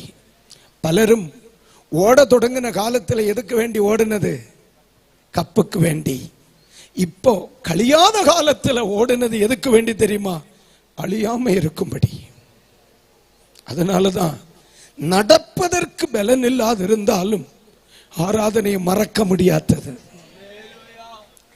ஆமென். நடப்பதற்கு பலன் இல்லை, இன்னும் அம்மா கோயிலுக்கு போகணுமோ, இருக்க முடியாது, இன்னும் ஆராதனை போகணும். மக்களே, போகலன்னா குடும்பம் அழிஞ்சு போகும். ஆராதிக்கணும், குடும்பம் அழிஞ்சு போகும். ஆமென். தெய்வத்தை தேடணும், குடும்பம் அழிஞ்சு போகும், தேசம் அழிஞ்சு போகும். அது அழியாம இருக்கணும்னா, இந்த தேசம் அழியாம இருக்கணும்னா 4 தெய்வ மக்கள் வந்திருந்த ஒரு மூலையில, தெய்வமே என் ஜனங்களுக்காக இறங்கும் என்று போராடித்தாகணும். ஹல்லேலூயா, ஹல்லேலூயா. பலரும் போன வண்ணமா திரும்பி வர காரணம், பலரும் எங்கேயோ ஒரு ஓரத்தில் இருந்து வடிச்ச கண்ணீர். பலரும் இன்னைக்கு ஜீவனோடு இருக்க காரணம், ஆண்டவரே பிள்ளை தெரியாம செய்தாய், அவனை மன்னிங்கன்னு அழுத பரிசுத்தவான்களுடைய கண்ணீர். இல்லைன்னு என்ன இடை புதைச்ச இடம் பில்லு விருத்திருக்கும். உனக்கு வேண்டி இறக்கம் கேட்கலைங்கி போராடுகிறான். எதுக்கு வேண்டி? தெய்வ சித்தத்திற்கு. அல்லேலூயா. இழந்து விடக்கூடாது. எல்லாரும் ஒரு ஆமீன் சொல்லுவோம். ஆமென். அல்லேலூயா. இன்னைக்கு சபைகளில் பிதாக்களின் அளவுக்கு பிள்ளைகள் இல்லை, பிதாக்களின் அளவுக்கு பிள்ளைகள் இல்லை. அப்போ சொல்ல பவுல் சொல்லுகிறார், முதல்ல இது உன் பாட்டிகிட்டே இருந்து, அப்புறம் அது அப்படி அம்மாட்ட வருது, இப்ப அது ஓன்ட்ட இருக்கு. இந்த விஷயத்துல சபைகள் தோற்று போயிட்டோ என்று தோணுது. என்னன்னா, பிள்ளை தேவ சமூகத்திலையும் அம்மா தேவ சமூகத்திலையும் பிள்ளை மேக்ஸ் கிளாஸ்ல, இது புதன்கிழமை, வெள்ளிக்கிழமை பிள்ளை தேவ சமூகத்திலையும் பிள்ளை சயின்ஸ் கிளாஸ்லையும், ஞாயிற்றுக்கிழமை அம்மை அப்பனும் தேவ சமூகத்தில் பிள்ளை எக்ஸ்ட்ரா கிளாஸ்ல. அப்போ என்னிடத்தில் இருக்கிற இந்த விளக்கு மக்களிடத்தில் போய் சேராது. சர்டிஃபிகேட் ஒன்றும் செய்ய முடியாது. காரணம், ஆமீன், உலகம் முழுவதையும் ஆதாயப்படுத்தினாலும் தன் ஜீவனை நஷ்டப்படுத்தினால் அவனுக்கு லாபம் என்ன? அல்லேலூயா. உன் பிள்ளையானவனை நடக்க வேண்டிய வழியில் நடத்து, அவன் முதிர் வயதிலும் இருப்பான். நான் சொல்லுகிறது புரிந்தது என்று சொல்கிறவர்கள் ஒரு அல்லேலூயா. இந்த ஆராதனை எதுக்கு சகோதரி?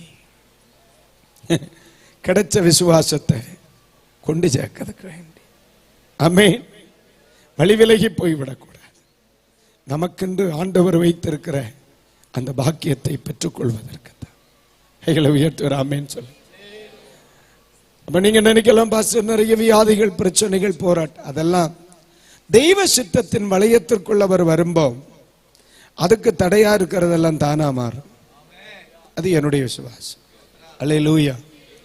நான் இந்த ஊழியத்துக்கு வரும்போ அல்சர் பேசியேன், வெக்கப்படாம சொல்லுவேன். ஒரு வகை இப்படி ஒரு மடக்கு தண்ணீர் குடிக்கணும்னா, இப்படி ஒரு மடக்கு தண்ணி குடிக்கணும்னா முதல்ல பக்கத்துல கழிவறை இருக்கான்னு, டாய்லெட் இருக்கான்னு பார்த்துட்டு வேணும் தண்ணி குடிக்க.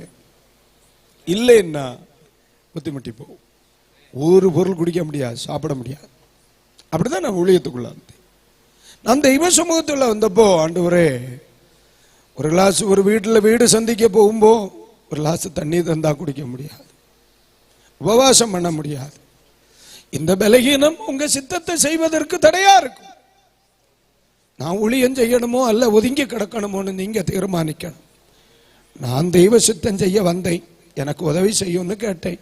எப்ப சுகாச்சுன்னு எனக்கே தெரியாது. அல்லேலூயா, அல்லேலூயா.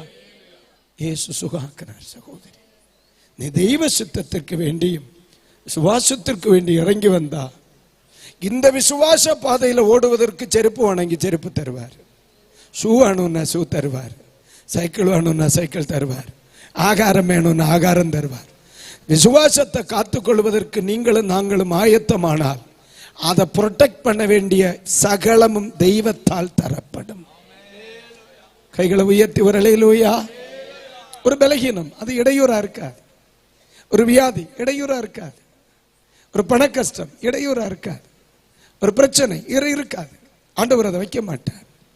இயேசு என்ன சொல்லி, ஆண்டவர் என்ன சொல்லி யோசுவாவை அனுப்பினார்? ஒருவனும் உனக்கு முன்பதாய் நிற்பதில்லை, நீ போன்ட்டார். ஏது வேணும் அதை கரெக்டா அவர் செய்வார். இன்றைக்கு ராத்திரி வேளை அந்த விசுவாச ஜீவிதத்திற்கு வேண்டி இன்று முன்னு நிக்கணும். என்ன வந்தாலும் ஒரு தீர்மானம். அல்லேலூயா. எல்லாரும் எழுப்பி நில்லுங்க, ஜெபம் பண்ணுவோம். இன்றைக்கு சபைக்காக, தேசத்திற்காக கர்த்தர் பேசுகிறார். இந்த இரவில் சபை சரியான ஒரு சிந்தனையின் எல்லைக்குள் வருமானால் தொடர்ந்து கர்த்தர் பேசிக்கிட்டே இருப்பார். அல்லேலூயா. அறியாத ஒரு பாயிண்ட் ஒன்றும் பேசுறதுக்கு வாய்ப்பு இல்லை. நம்ம நிறைய பிரசங்கம் கேட்டுட்டோம். இன்றைக்கு ராத்திரி கர்த்தர் சொல்லுகிறார், ஆண்டவரே, என் தோள் இன்னும் உமக்கு ஆயத்தமா இருக்கு. ஆமே, இன்னும் என் தோள் ஆயத்தமா இருக்கு, இறக்கி வைங்க ஆண்டவரே. இல்லையா? இயேசுவின் தோளில ஒரு பெரிய சிலுவை இருக்கிறது. சிறுநே ஊரானாகிய சீமோன் இயேசுவினிடத்துல வந்து, எப்பா, உம்முடைய கையில் இருக்கிற அந்த சிலுவையை என் தோளில் ஒன்று இறக்கி வைங்க, நான் சுமக்கிறேன், நான் ஓடுகிறேன் உம்முடைய சித்தத்திற்காக. நீங்க எப்ப ரட்சிக்கப்பட்டீங்கன்னு எனக்கு தெரியாதுமா, ஆனா ஒண்ணு சொல்றேன், இன்றைக்கு இரவில் நீங்களா வரல, கர்த்தரா கொண்டு வந்தான்னு தான் நான் நினைக்கிறேன். இந்த இரவில் உங்கள் தோள், உங்களுடைய ஆவிக்குரிய வாழ்க்கை, அந்த ஓட்டத்திற்கு ஆயத்தப்படுமானால், அந்த போராடுதலுக்கு நான் வரேன் ஆண்டவரே. சபலை போன்ற பலரும் அறை வீட்டுக்குள் முடங்கி கிடக்கும் பொழுது ஒரு அபிஷேகம் பெற்ற ஒரு பாலகன், ஆண்டவரே விசுவாசத்தின் அனுபவம் ஒன்றும் இல்லை, ஆனால் விசுவாசத்திற்காக நிற்க வேண்டும் என்கிற ஒரு ஆசை, பெரிய விசுவாசத்தினுடைய திறமை இல்லை, ஆனா இந்த விசுவாசம் தோற்று போக கூடாது என்கிற ஒரு விருப்பம். இன்றைக்கு ராத்திரி அந்த விசுவாசத்திற்கு வேண்டி நானும் என் குடும்பமும் நிக்கிறோம். நான் வருகிறேன் இசப்பா, நானும் வருகிறேன். இந்த தலைமுறையே இவ்வளவு நெருக்கப்பட்டு இயேசுவை விடலேன்னு நீ கேட்டே இல்ல. இந்த தலைமுறைகள் எல்லாம் சுகதுக்கத்துக்கு வேண்டி ஓடுனது அல்ல, விசுவாசத்திற்கு வேண்டி ஓடுனதாக்கும். எங்கள் இங்கே ஊழியம் செய்த, இதற்கு முன் ஊழியம் செய்த பரிசுத்தவான்கள் மரித்து போனார்கள். அவர்கள் இவர்களுக்கு உலகத்தை காட்டிக் கொடுக்கவில்லை, விசுவாசத்தினுடைய பூரணத்தை காட்டிக் கொடுத்தார்கள். அதனாலே ஆக்கும் இன்னைக்கும் இந்த சந்ததி சத்தியத்தை காணிக்கிறது. அல்லேலூயா. எத்தனை பேர் இன்னைக்கு ராத்திரி இயேசுவே, பலரும் சகோதரா இந்த விசுவாச ஜீவிதத்துக்குள்ள வந்துட்டு கொஞ்சம் விலகி போன நிலைப்பாடு, கொஞ்சம் பின்மாறி போன ஒரு சிந்தனை, ஆண்டவரை விட்டு தூரமா உலகத்துக்கு நேராய் பயணித்த யாராகிலும் என்னுடைய வார்த்தைகளை கேட்பீங்கன்னா, சகோதரா இன்னியும் அது நல்லதல்ல, அது அறியாமை, அது அறியாமை. நில், பூர்வ பாதை எது என்று சொல்லுகிறேன் கேள், அதிலே நட, அது உனக்கு இளைப்பாறுதல். நீ சஞ்சலம் இல்லாமல் வாழ, அது உனக்கு இளைப்பாறுதல். அதுதான் விசுவாச ஜீவிதம். அது கிறிஸ்தவ ஜீவிதம் அல்ல, அது விசுவாச ஜீவிதம். இன்றைக்கு ராத்திரி எத்தனை பேர் இந்த மைதானத்தில் இருக்கிறவர்களில் அந்த விசுவாசத்திற்காக ஒன்று இறங்கி வர, ஒன்று நிற்க, ஒன்று போராட, ஒன்று ஓட நான் ஆயத்தமா இருக்கேன். காலேப மாதிரி, ஐயா இன்றைக்கும் நான் அதற்கு ஆயத்தம் என்று சொல்கிறவர்கள் இருந்தால் வெக்கம் பார்க்காம உங்க 2 கைகளை உயர்த்தி, இயேசுவே,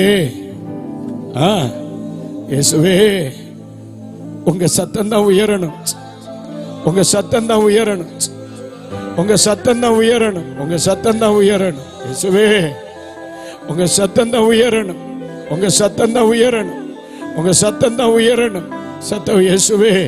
விசுவாசத்துக்கு வேண்டி நான், விசுவாசத்துக்கு வேண்டி நான், விசுவாசத்துக்கு வேண்டி என் குடும்பம், விசுவாசத்துக்கு வேண்டி என் பிள்ளைகள், விசுவாசத்திற்கு வேண்டி என் பிள்ளைகள், விசுவாசத்துக்கு வேண்டி என் தலைமுறை, விசுவாசத்துக்கு வேண்டிய மக்கள், என் விசுவாசத்திற்கு வேண்டிய என் சபை.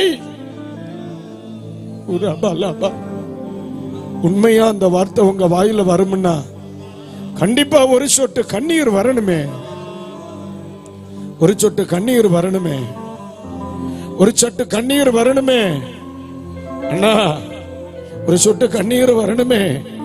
இது பணத்துக்கு வேண்டி புறப்பட்ட கூட்டம் இல்லை இல்லையா? இது சொத்து சுகத்துக்கு வேண்டி புறப்பட்ட கூட்டம் இல்லை இல்லையா? இது சத்தியத்துக்கு வேண்டி புறப்பட்டது இல்லையோ? இது விசுவாசத்துக்கு வேண்டி புறப்பட்டது இல்லையோ? அதனால இல்லையோ இத்தனை அவமானத்தை சுமந்து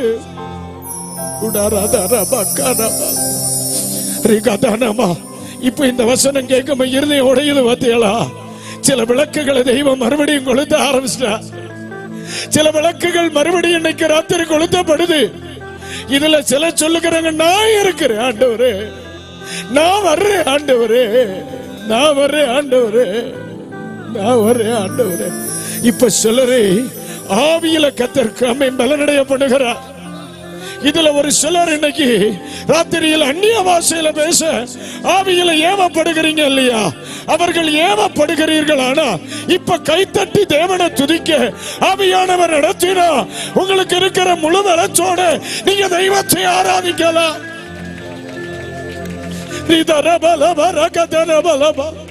இந்த மைதானம் முழுவதும் ஒரு தேவ மகிமை. காலேப் சொல்லுகிறார், அன்றைக்கு இருந்த பலன் எனக்கு இன்னைக்கு இருக்க.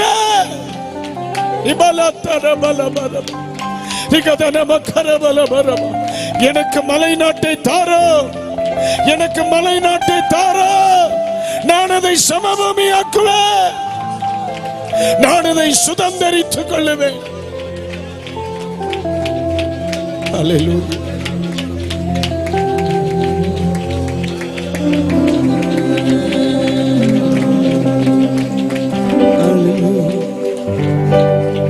எல்லாரும் ரெண்டு கைகளை பரலோகத்துக்கு நேரா.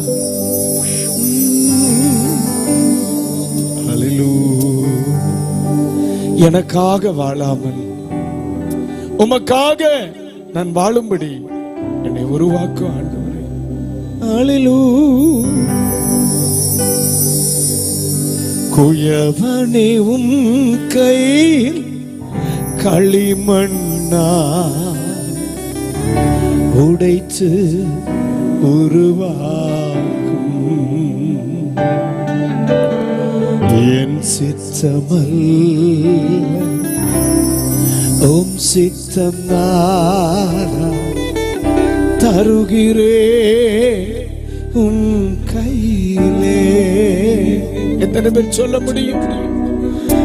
என் சித்தமல்ல ஓம் சித்தம் நானா தருகிறே உன் கையிலே. எல்லாரும் சேர்ந்து சொல்ல போகிறோம். என்னை தருகிறே தருகிறே உம் கரத்தில் என்னை படைக்கிறேன். ஓ உம் பாதத்தில் என்னை தருகிறேன் தருகிறேன் உம் கரத்தில் என்னை படைக்கிறேன் உம் பாதத்தில்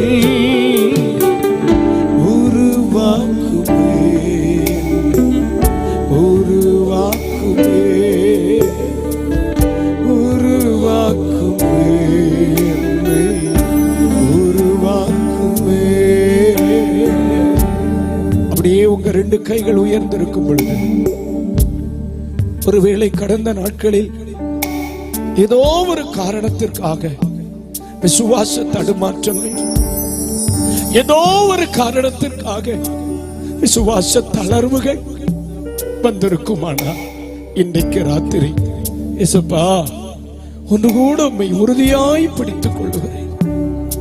சொல்ல முடியுமா சிஸ்டர்? பைபிள் சொல்லுகிறது, உம்மை உறுதியாய் பற்றிக் கொண்ட மனதை உடையவன் உம்மையே நம்பியிருக்கிறபடியினால் அவனை பூரண சமாதானத்தோடு கற்றுக்கொள்ளுவீர். இந்த இரவு நேரத்தில் உங்களை மறுபடியும் அணிந்து போன சில விளக்குகளை கொளுத்த விரும்புகிறார். மங்கி எறிகிற சில விளக்குகளை மறுபடியும் பிரகாசிப்பிக்க விரும்புகிறார். மறைக்கப்பட்ட சில விளக்குகளை மறுபடியும் மலையின் மேல் தூக்கி நிறுத்த விரும்புகிறார். உடைந்து கிடக்கிற சில பிள்ளைகளை மறுபடியும் உருவாக்க விரும்புகிறார்.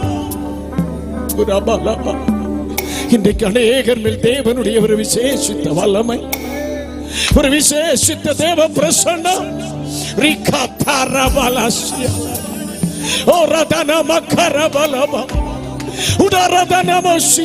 அவியானவர் சொல்லுகிறார், உன் இருதயத்தை கொழுந்து விட்டு எரிய பண்ணுகிறேன். ஒருவேளை இப்பொழுது நீங்கள் தேவனை ஆராதிக்க ஆவியினால் நடத்தப்படுவீர்களானால் இன்றைக்கு ராத்திரி ஒரு கணம் கர்த்தரை துதி. இயேசுவின் நாமத்தில் சில விடுதலைகள் உண்டாகிறது.